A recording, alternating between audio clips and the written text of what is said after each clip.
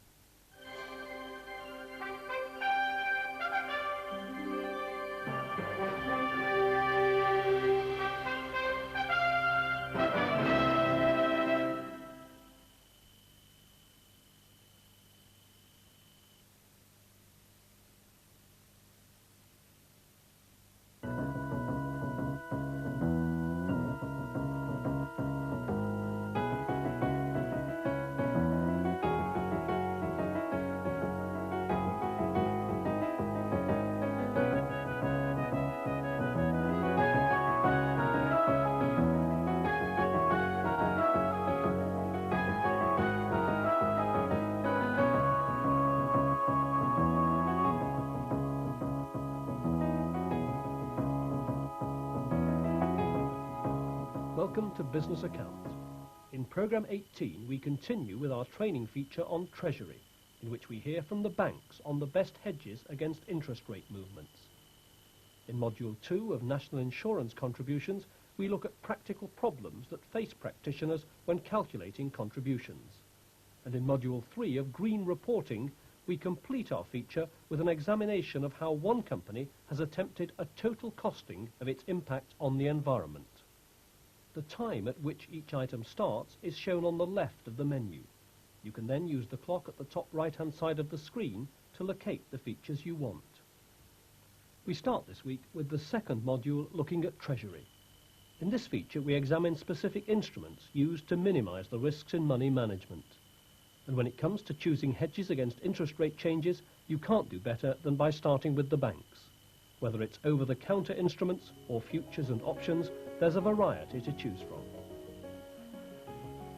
Treasury, Module 2.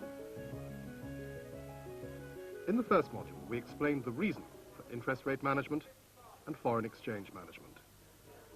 In this module, we look in detail at the instruments that treasurers use to manage as effectively as possible the risks their organizations encounter. We explore the instruments on offer for interest rate management and foreign exchange management. First, interest rate management.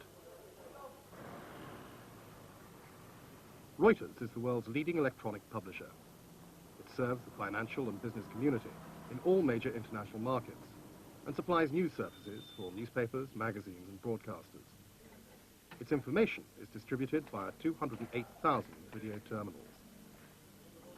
Jill Stillman, Group Treasurer of Reuters, which had revenue last year of £748 million, regularly has large sums on deposit and needs to take advantage of the best interest rate instruments to maximize these assets. Interest rate exposure is the risk run by a company that the interest rate market will move against its natural position. If a company is a borrower, it will be trying to cap its borrowing rates so that it pays as little as possible. In Reuters' case, we're mainly a lender, so we are trying to manage our interest exposure against a falling market. So what we're trying to do is to maximize our interest receivable. If you ignore it, it can cause you quite a lot of problems, especially if you're a borrowing company. If you're a borrower, as interest rates rise, you could suffer penal rates which could impede your future business. In addition, if you're highly geared, you could trigger some of your borrowing covenants.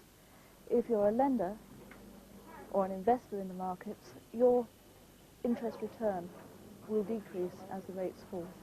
We've used a mixture of FRAs and swaps and occasionally some swaptions over the last few years to protect our interest levels while we thought that they were at a fairly high level.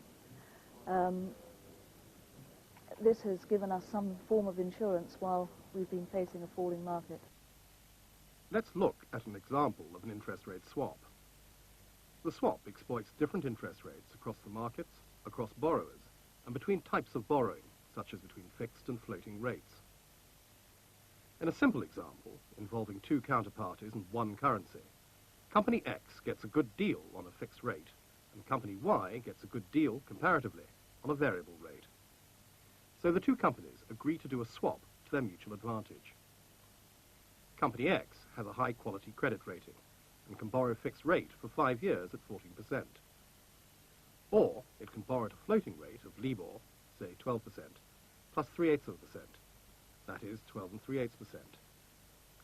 Company Y has a poorer credit rating, and if it could borrow at a fixed rate, it would be at 16%. Or it can borrow at a variable rate of LIBOR plus 1%, that is 13%.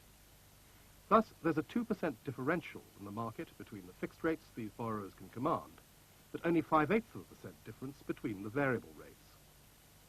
Assume that Company X requires floating rate debt, whereas Company Y requires fixed rate debt. X borrows at a fixed rate. Y borrows at a variable rate. They also enter into a swap agreement. Under this agreement, a payment of 2 5/8%, but linked to LIBOR, will be made from Y to X. Therefore, X borrows at 14%, but also receives money from Y at 2 5/8%. So for a total cost of 11 3/8%, it gets a variable loan, but without the swap, it would have been 12 3/8%, so they've made a saving of 1%. Company Y borrows at 13% variable, but also pays X 2 5/8%. So for a total cost of 15 5/8%, it gets a fixed rate loan. But without the swap, it would have been 16%, thus saving 3/8%. The collapse of the Bretton Woods Agreement in 1971 and regulatory restructuring worldwide was followed by unprecedented volatility in inflation, interest rates, stock markets, and currency relationships. The London International Financial Futures Exchange is one of the world's principal marketplaces for the buying and selling of financial instruments. Daniel Hudson is Life's chief executive. If you have a treasurer who wishes to borrow, say, £10 million in 6 months' time, he's a little concerned that interest rates may rise against him, and he rather likes the look of interest rates today and as predicted for that particular period today. So what he can do is he can come to Life and he can use our short sterling contract and he can sell. He can sell, in this case, it would be 20 lots because each lot is valued £500,000. He can sell 20 lots forward 6 months.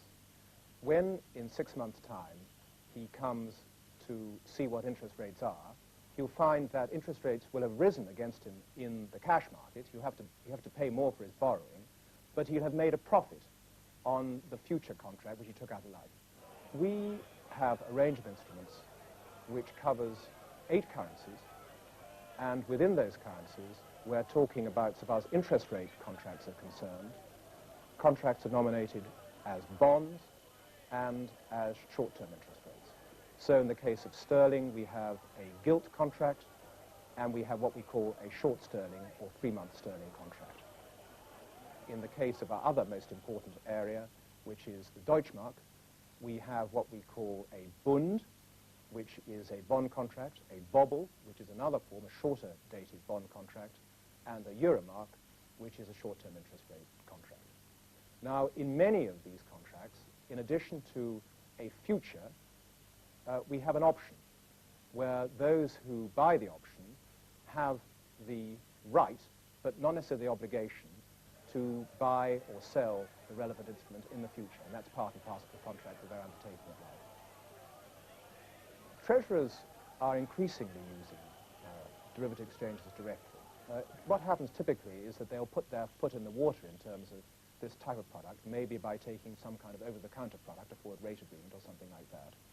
But as they become more sophisticated, and as the advantages of using a derivative exchange directly is something that they recognize, then they will come here directly. For the most part, at the moment, it's the largest treasurers in the world who are actually using this marketplace. But increasingly, we're seeing the small and medium-sized treasurers coming here and dealing directly at Life.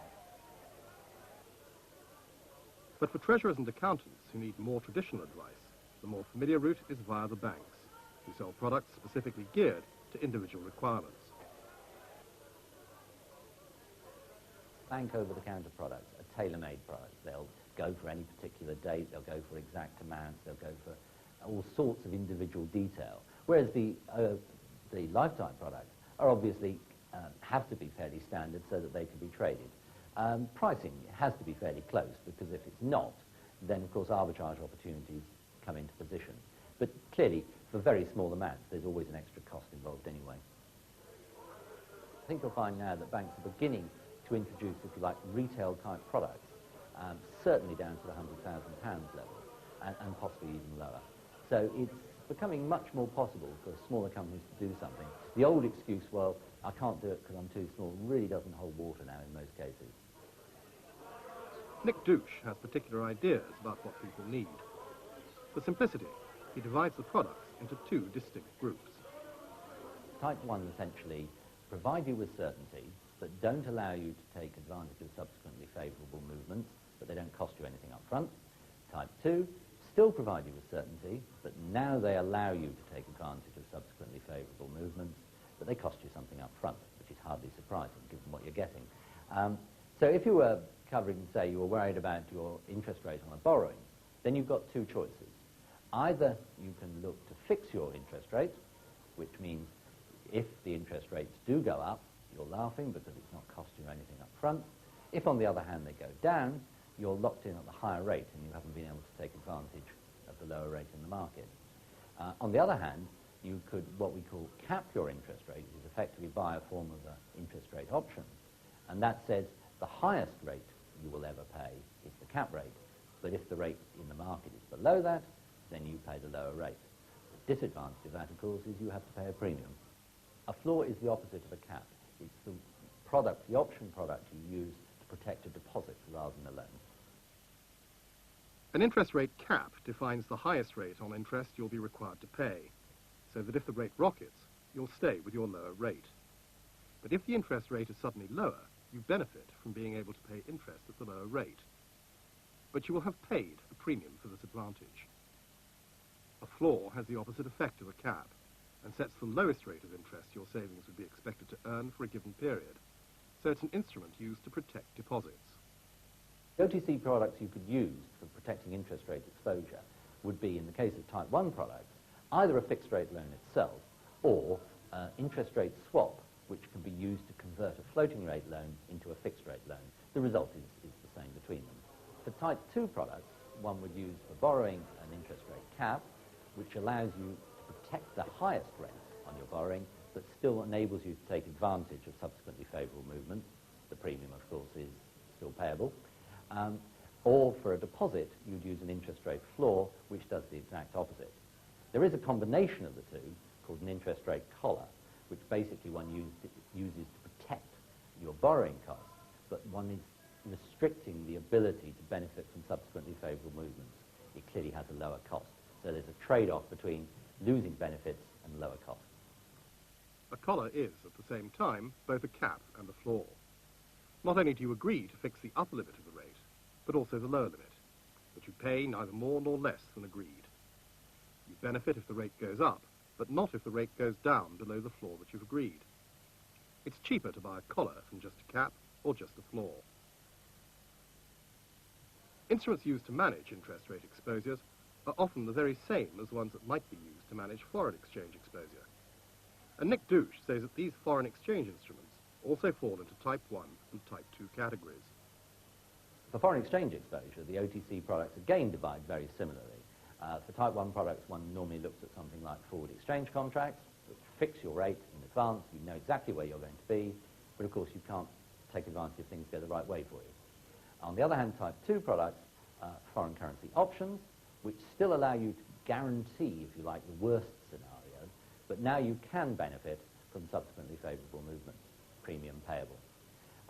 The equivalent of the collar for interest rates in exchange rates is called the cylinder, which does exactly the same thing.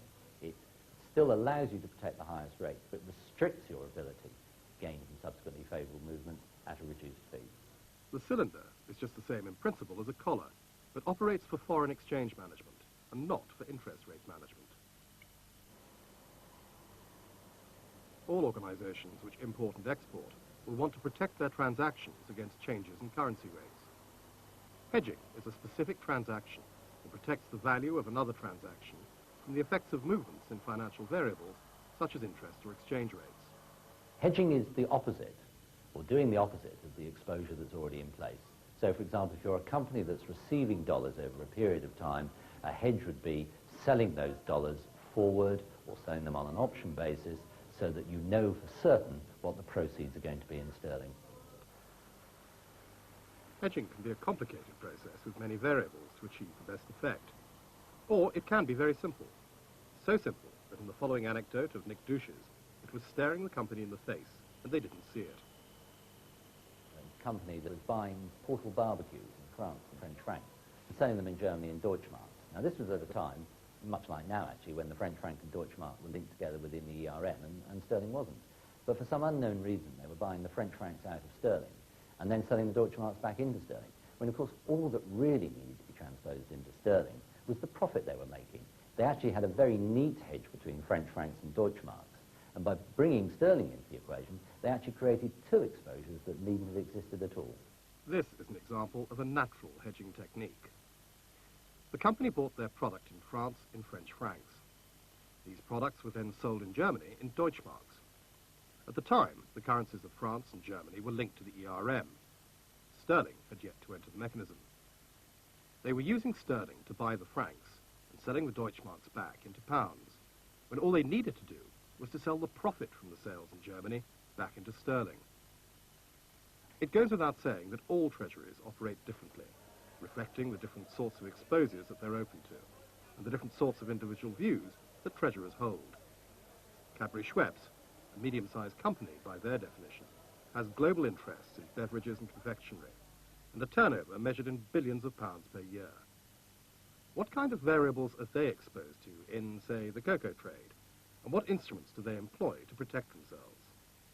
In foreign exchange, we have volumes in excess of £2 billion a year, and that's generated by various things. For example, hedging our cocoa purchasing, or just the transactional basis. We might be buying machines from Germany, selling chocolate to the Middle East. We deal in about 30 different currencies. Some of those are only an occasional and small deals. But we have a set list of banks that we can deal with. Always more than one, so that we get a competitive quote from each bank and we can compare and take the best one. But it can be up to 6 depending on the size of the deal. We would then telephone them, tell them what we want to do, and get their quotes back. Obviously, the spot market moves very, very quickly, so you have to actually take that almost within seconds of getting it, but the forward market doesn't move quite as fast. The vast majority of our foreign exchange trading is in the forward market, where we are hedging an identified exposure, whether it be a transaction exposure, economic exposure, and that's where most of our dealing is. What we will occasionally do is take a speculative position. However, that's very strictly controlled, has to go through a number of authorization channels, and is a very small position. We'll occasionally do it to try and make a speculative gain, but as I say, it's a very infrequent and small part of our foreign exchange dealing. A currency option gives the right to buy or sell a specified amount of a foreign currency for a base currency at a particular exchange rate, within or at the end of a given period. And it is these options that are principally employed by John Grout, Director of Treasury at Cadbury's Schweppes. The principal instrument which we use on the foreign exchange side of the cocoa exposure is currency options. Now, if you go back long enough, we used to take the view that we could forecast the cocoa price pretty well. We have a lot of information about demand, we have a lot of information about supply, and in those days we used to send people out into the territory in Ghana to find a specific cocoa bush, tree, count the pods, measure the pods, tell us how it's doing. By the way, I should say nowadays we have shares in a satellite company in order to get exclusive access to agricultural satellite photographs, and the technology's moved on. But they still found they couldn't actually forecast the price of cocoa, despite their good knowledge of supply and demand. And a lot of research threw up that what was missing was the exchange rate effect. And further research showed us that we could actually devise a basket currency of about 26 currencies, in which we could actually forecast the price of cocoa very well. And in operational terms, it's difficult to handle 26 currencies. We have a proxy basket of 3 currencies, Deutschmarks, dollars and sterling, and we manage the exchange aspect of cocoa prices separately from the cocoa aspects of cocoa prices. And we do that between our cocoa buying department in Bourneville and our treasury operations here. Reuters' business is based on the gathering and dispersing of information. This information is obtained from over 180 international financial exchanges and markets and is passed on to 29,000 subscribers. The revenue thus generated by these clients in over 30 different currencies has to be managed, and this is what matters to Jill Stillman. The Reuters foreign exchange is very important. We have 80% of our income arriving in non-sterling currencies, and of those 65% come from the European bloc. I suppose that the annual total is something in the region of £1.25 billion. Reuters Treasury does not take risks. We never hedge more than 90% of our forecast cash flows, but that does not mean that we're not afraid to change our position should the markets change or our forecasts change. Exposure can occur in any number of parts of the company. For example, you can be exposed to competition in other parts of your marketplace. For Treasury, our exposure is principally to the movement of foreign exchange and interest rates. The risk we run is that they will move against our natural position, and what we're trying to do is to limit that risk. Every company will have a natural position of X. If they are seeking to protect that position, they will be taking a hedge of a proportion of that number. Once they start taking a position which is greater than that number, they start to trade. This is what the banks do, but it's what most companies don't do. Jill says that a company has a natural position of X, and if this natural position is, say, an annual exposure of £100 million, then they have to hedge for, say, £90 million of that exposure. So if they have a natural position of £100 million worth of annual exposure, and if they hedge for more than £100 million a year, then they're trading. That is, trying to make profits on their exposure management. Reuters manage £1.25 billion worth of transactional exposures a year, and this is how Jill Stillman approaches the issue, governed very much by what her board has said. Transaction exposure consists of 4 elements. Your position, whether you are long or short, what the currency is, how much it is, and what the time frame is. We hedge based against our total exposure for currencies, and we will be looking at varying periods because our contracts to our subscribers are for different periods. So for the first 12 months, we'll be looking at a minimum of 40% with a maximum of 90%. For the next 6 months, we'll go to a maximum of 80%. For the 18 months to 24 months, we'll be looking at a maximum of 60%. And for the final 6 months, up to 30 months, we'll be looking at a maximum of 40%. One of the places a corporate treasurer might choose to go is life, but it's not for everyone. Many people using this exchange will not necessarily use it for hedging, they'll use it for trading. And in some cases, it may be that treasurers will do that. But in most cases, treasurers will be identifying a risk and using an instrument here to modify that risk. It won't always provide a perfect solution. Indeed, in most cases, it won't be a perfect solution, but it will be the best possible solution for that particular situation. So that the principal motivation of a treasurer in using this kind of exchange will be to hedge to the extent that he can.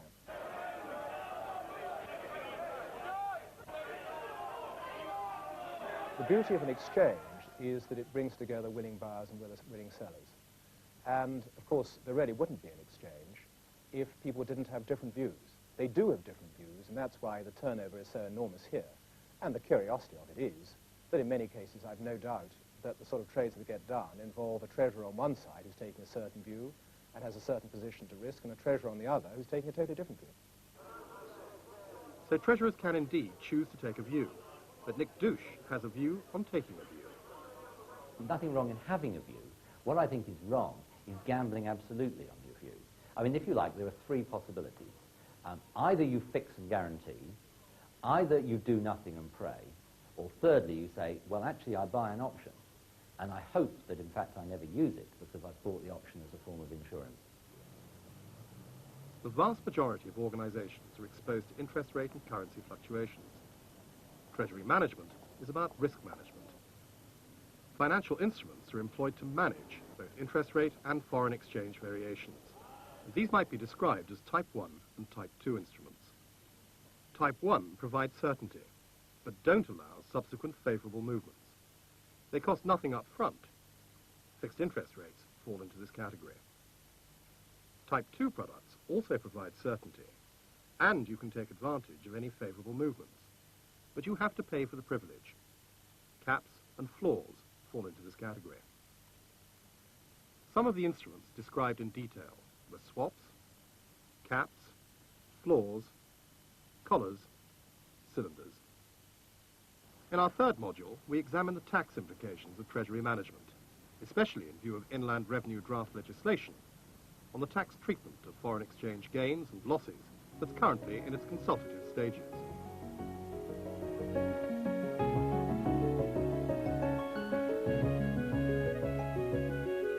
This icon at the end of the module identifies that the feature is supported by learning materials. In the materials for this month, you'll find Treasury identified by feature number 34. Now, in the third and final module in our examination of green reporting, we turn to a case study of a rather unusual Dutch company. BSO Origin, in the company's annual report, have attempted to place financial numbers on every aspect of their business impact on the environment. Not something that any UK company has achieved, nor something that has yet any accepted methodology. Green Reporting, Module 3. In a world driven by the bottom line and by the imperative of cost-effectiveness, we have got to find ways of attributing money values to natural resources, to pollution impacts, all the things that companies at the moment are externalizing onto the environment without being held to account for. In this module, we see how an international company has costed its environmental impacts, how it has used standard accounting practices and applied these to environmental accounting, and how it has merged its environmental report with the financial report. Two men arrive at the Cambridge Science Park. The purpose of their visit is to check on the performance of an information technology company, BSO Origin, an international group with its head office based in the Netherlands. Good afternoon, Origin Automation Technology. The visitors are not so much interested in the company's conventional financial performance, but more in its environmental performance, measured in money terms. There is meters here in this building. In the building, but not this business unit. So we don't have a separate one for this unit. But there's a big meter downstairs for all the companies for this building as a whole. Yeah. So what applies to the water applies to electricity in the same. Yeah. It is the company's policy to collect detailed data on all consumables, such as electricity, gas and paper. The data allows them, with the help of Belgian economic consultants, Econotec, to calculate the group's financial impact on the environment. Our company has 85 units situated worldwide. We have now a rather accurate ID of the amount we have used worldwide in quantity terms. Thereafter, we have asked Econotec to bring these quantities into streams of emissions, kilograms of CO2, kilograms of NOx, etc.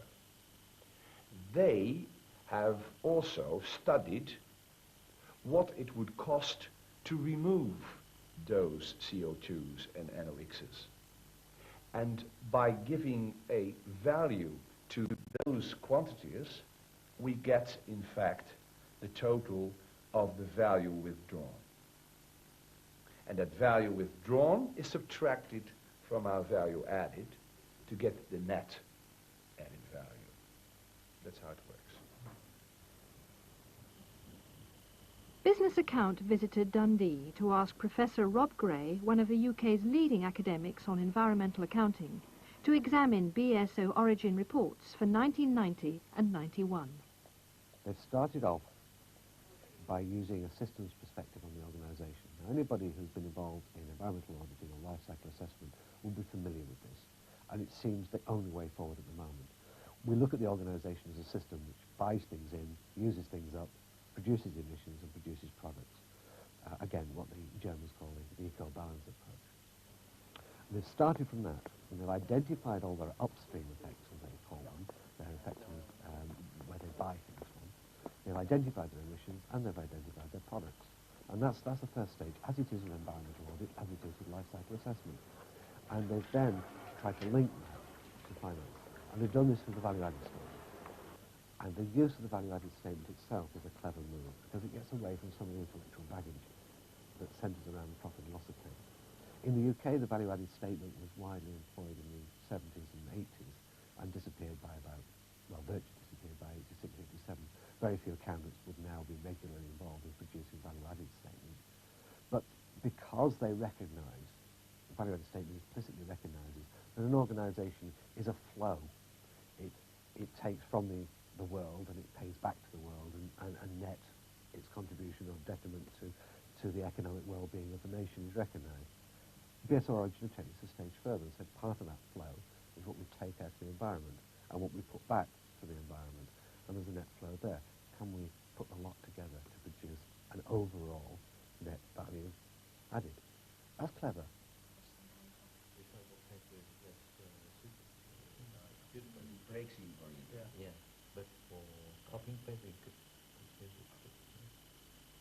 Francis Altdorfer is an environmental economist with Econotec, the Belgian consultancy firm appointed by BSO Origin to carry out the complex task of formulating a method for converting environmental impact data into actual money figures. We asked him to explain how, when natural gas burns and produces nitrogen oxide, or NOx, he arrived at a figure of 10 Netherlands guilders per kilogram of NOx. The unit cost of 10 guilders per kilogram of NOx was arrived at in the following way. As I said, that it represents the marginal cost of pollution abatement in an optimal, what I call an optimal situation from the point of view of the environment. Now, in the Netherlands, there is a national environmental policy plan that came out a year or two ago with objectives are the amount of emission reductions needed to be reached by the year between 1985 and the year 2000 for, amongst other, NOx. For NOx, this is 70%. Well, we know that to reach that 70% reduction, the cost of the marginal technology will be per kilogram of NOx in the order of 5 guilders per kilogram. This is a rough estimate, and we took a more rather conservative value and decided to take the double of that figure to be on the safe side and rather overestimate than underestimate that cost. Let's concentrate on the NOx in the gas emissions. They've identified the energy usage. They've then converted that into equivalents of emissions. And I understand the chemistry of that's relatively straightforward. I couldn't do it as an accountant, but I'm sure I know a man who could. Then they've worked out what does it cost to reduce NOx emissions. So they have gone to a series of surveys. They've talked to chemists and the like about what it costs to get down to realistic levels of NOx within the atmosphere and how much it would cost them within their plant, within their using scrubbers, using filters, using all those sorts of things. They don't talk about that in detail, but I imagine that's what they've done. And saying that they would have to produce, they'd have to pay 10 Dutch guilders per kilogram of NOx produced to get NOx down. So they'd have to expend that capital expenditure in more efficient equipment and goodness knows what, just to get it down to some sensible level. And so it's again, it's that cost of reducing it. Now that's something an accountant can understand. If we look at any impact, we can get that impact down to zero.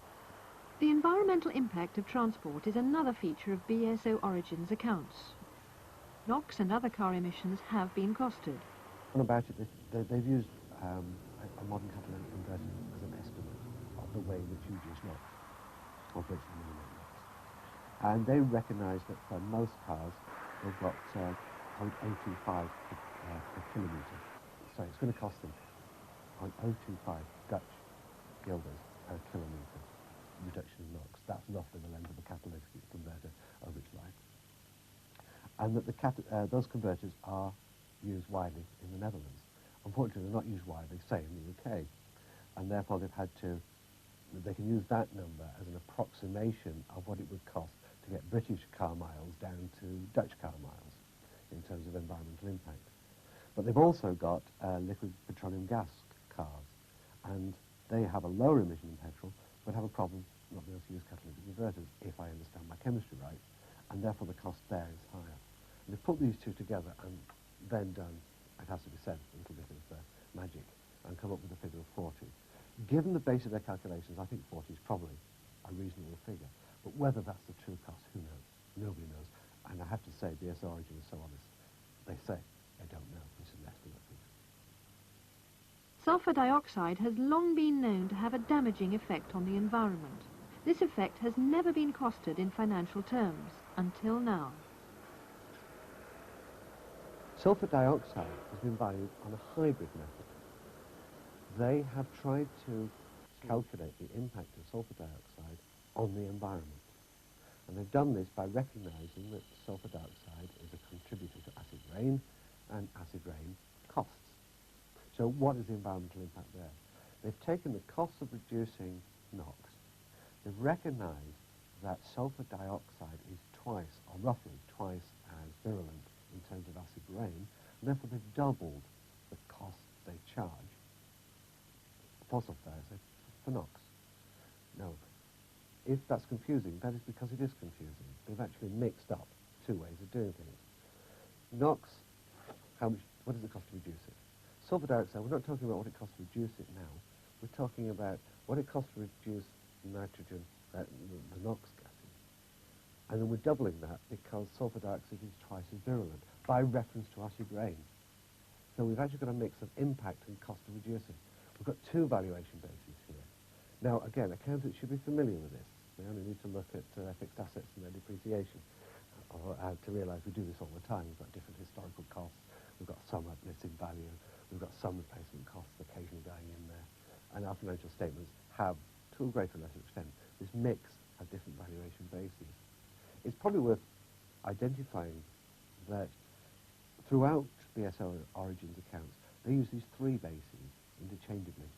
The cost of reducing something, the cost of repairing a damage, and the actual value of the impact. Now, the comparison isn't straightforward, but if I said we use historic cost, current purchasing power, and replacement cost as three basic methods of accounting in financial statements, and what would happen if you mix them all up, as in fact some of our proposals in the past have done, and it has to be said some of our accounts still do, you'll get the idea that we're going to come up with a number which is not a direct, absolute number, but is a broad brush somewhere in the region of kind of numbers, just like accountants produce numbers for their financial statements. The parallel is an important one, I think, because I think that's why we've got something to contribute here. In accounting, company comparability is very important. How does BSO Origin identify positive and negative features of different companies' P&L? If I take two different companies, both having the same amount of turnover, both having the same profit, and both in the same type of business, if the one company has a value withdrawn of almost zero, and the other has a big value withdrawn, then in essence, the net asset value of that first company must be higher than the second one, because the second one needs to invest a lot in its environment in the future. However, at the present situation, where we value companies, we don't take into account this whole process. And I think it's wrong. So somehow, by making a reserve or whatever, we should, in future, take it up into our normal balance sheet and in our normal P&L. The most important thing about the accounts is that they exist at all. The mere fact that somebody has produced a set of numbers, even if it's completely nonsense, has pushed the environmental agenda forward. It's pushed the debate forward. It's given accountants something to talk about and work on and chew on and develop from. And so we're a lot further forward than we were before 1990, before they produced these accounts. As an accountant, Professor Gray believes that the methods currently used in standard accounting procedures are themselves contributing to the environmental crisis. A dramatic change, he argues, is essential. What does he see as the way forward? The basic approach we favour at the moment is what we call sustainable cost. We might start to be able to find out what costs a company would have to incur to remain relatively sustainable. And why I like this is it produces numbers that I think are in the right direction, because they'll be the base figure, and they would also be, well, effectively fictional figures in the same way BSO origins are, the amount that the business would have to spend, not that it has, and you would show it as a potential deduction from retained earnings. The size of that figure is going to be so great that it's going to show something we'd actually know, which is that if we take the environment into account and treat the environment as accountants are supposed to, as maintain capital, we have a good capital maintenance concept within that method, then we're going to show that very few companies, if any in the Western world, have made a profit for the last 50 years. And if society and customers and shareholders decide, semi-democratically, that they don't want to be sustainable, but they don't care about the next generation, well, I suppose that's fine. That's what democracy is about. But at the moment, they don't have the information on which to make those sorts of judgments. And I think accounting has a crucial role to play here. And I tend to think it's where we can make our greatest contribution. In this module, we have seen how it's possible to cost environmental impacts, but that there are no agreed standards for green reporting, and how only a handful of companies include any financial report on the environment in their reporting.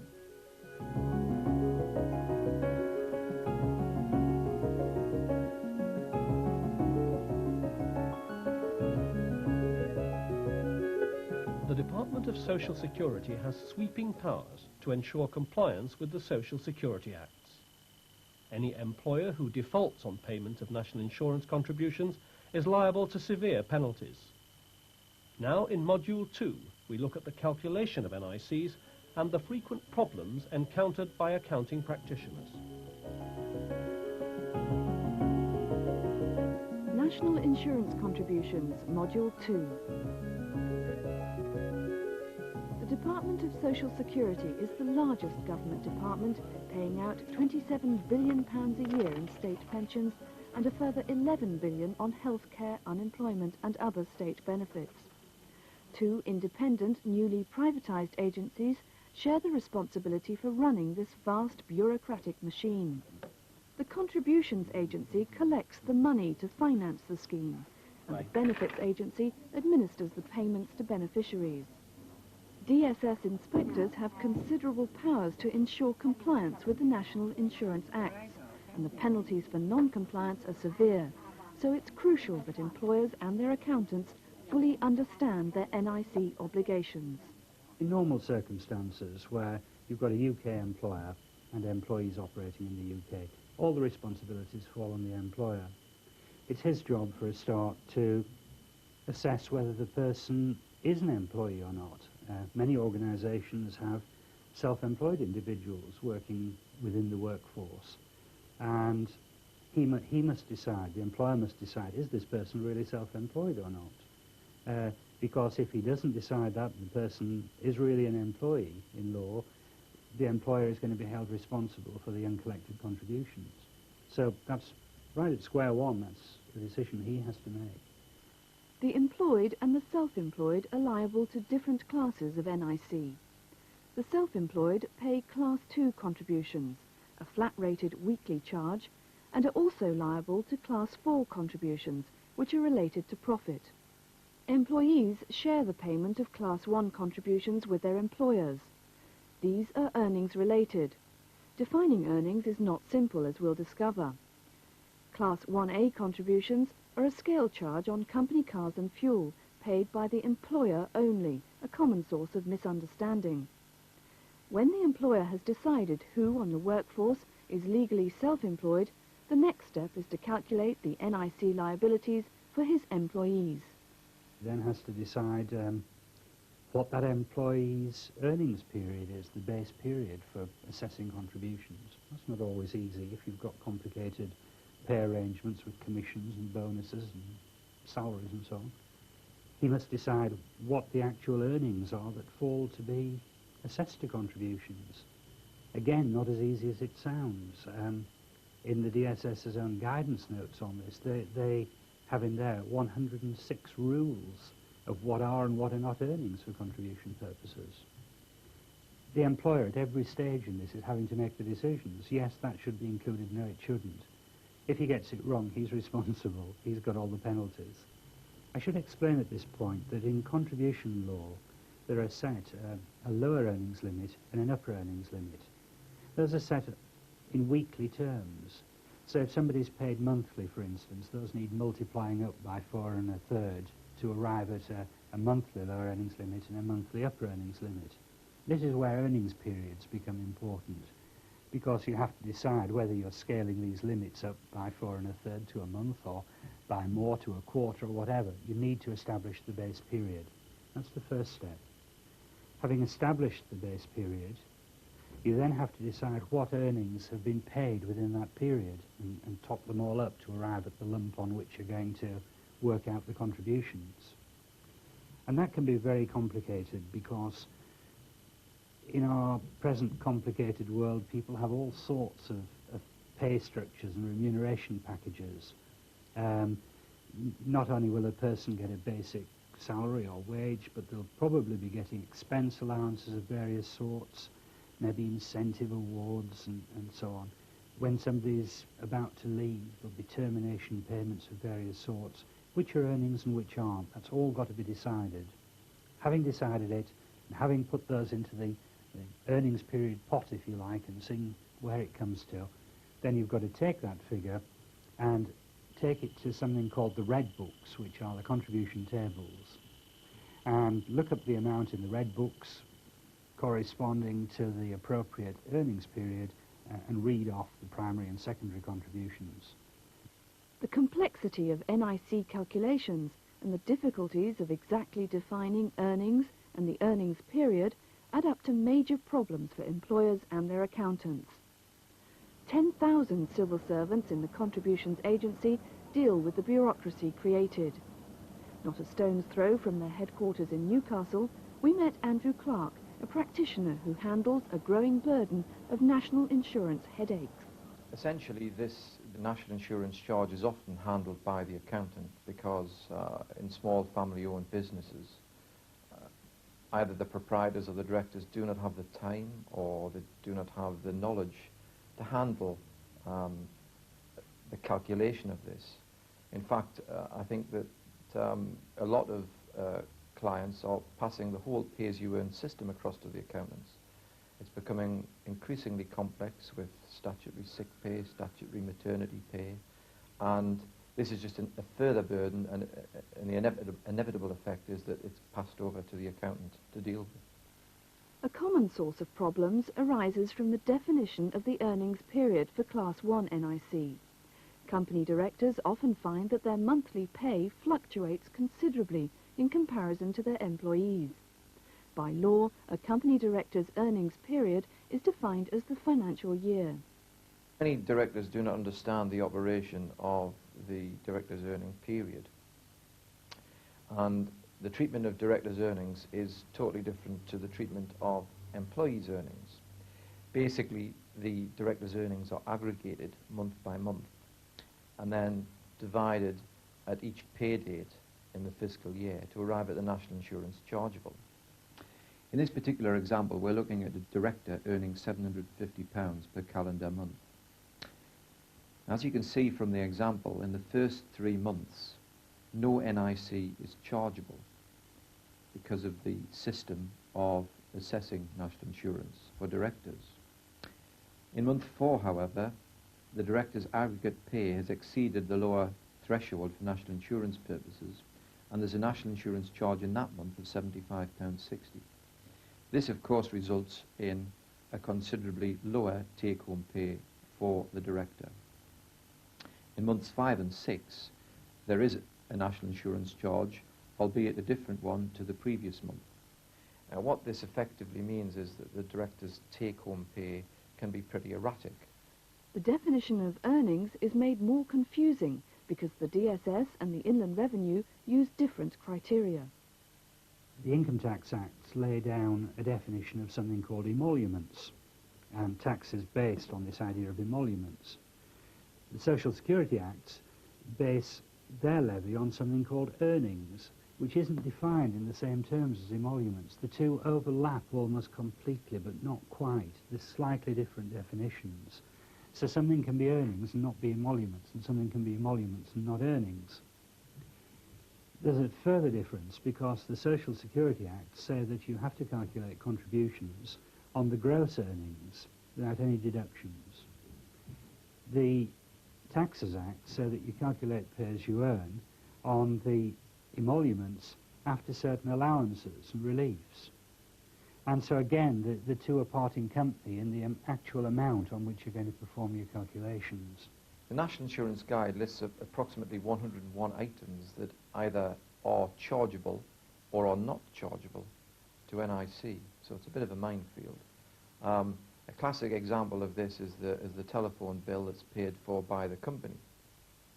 If the company is a subscriber, i.e. the company has a contract with British Telecom, then no national insurance is chargeable on the employee. But if the employee is a subscriber, then even though the company pays the whole bill, there is national insurance chargeable on the employee. So here we have a situation where the same telephone bill is paid by the company. In a sense, there's the same benefit to the employee, and yet in one instance, the employee is charged national insurance, and in the other instance, he is not. Another source of confusion is the relatively new Class 1A contribution, paid by employers only. It's levied on the scale value of cars and fuel provided for employees, and it's linked to the Inland Revenue charges for Schedule E purposes. It's an annual charge paid in arrears in June of each year. Really, this is just another administrative burden on a small company. It basically catches virtually every director's car. The only directors that would be exempted from this would be a director who was earning less than £8,500 per annum and who owned 5% or less of the company share capital. You can't have a situation where a company does not have a pay-as-you-earn scheme because it's, say, a small company, husband and wife team, who decide to pay themselves dividends. But if there's a company car there, they would have to set up a pay-as-you-earn scheme simply to cope with this national insurance charge. Class 4 NICs for the self-employed generate a whole new set of pitfalls for the unwary accountant. A recurrent error of assessment is encountered by sole traders with 2 or more trades. Class 4 NICs are charged on business profits between the lower and upper band limits at 6.3% for the 93-94 fiscal year.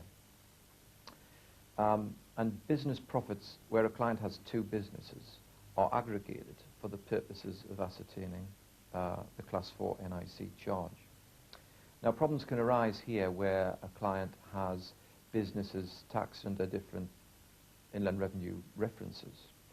And quite often the initial assessment that comes out from the Inland Revenue is incorrect because they have totally ignored the other business. Basically, you could actually have an undercharge of NIC or an overcharge of NIC. In this example, a trader has 3 trades with earnings of £15,000 in each business. The inspector issues, under different tax references, 3 initial assessments with Class 4 NIC. In Trade 1, with profits of £15,000, using the lower limit of £6,340, there's a 6.3% charge, which gives an NI liability of £545.58. In trades 2 and 3, similar assessments have been raised, giving a total national insurance levy of £1,636.74. But the assessments for trades 2 and 3 ignore the principle of aggregation and the upper limit of £21,840. Here's what should have happened. Trade 1's assessment is correct, 6.3% of £15,000 less the lower limit of £6,340, a levy of £545.58. Trade 2 should be assessed cumulatively. The cumulative profit before adding in Trade 2 was £15,000. The upper limit which applied is £21,840. So, deducting the £15,000 profit of Trade 1 at the 6.3% charge gives the correct assessment of £430.92. The cumulative profit before adding in Trade 3 would be £30,000, in excess of the upper limit of £21,840. In other words, no additional liability to Class 4 NIC. The correct assessment should be £545.58 plus £430.92. At £976.50, it's considerably less than the revenue's original assessment. The operation of loss relief against Class 4 NICs is an area where the practitioner has to be very careful, because the operation of loss relief can be different from a tax point of view as opposed to a Class 4 national insurance point of view. Consider the case of a client with a loss. It might be from a tax point of view that the client had other income in that particular year, i.e. dividend income, on which no national insurance is obviously chargeable. And if we elect for tax purposes to set that loss off against the dividend income, then for tax purposes that loss has been dealt with. But it hasn't been dealt with for national insurance purposes. And in the following year's assessment, that loss is still available for national insurance purposes to set against that client's income. I think this is an area which can often be neglected some 12 months down the line when you're looking at the next year's Class 4 NIC charge. And so practitioners have to be extremely careful. In this module, we've considered the various classes of NIC, the assessment of the earnings period, and the difficulties in defining the earnings liable to NICs. We've also considered just a few of the practical problems confronted by practitioners.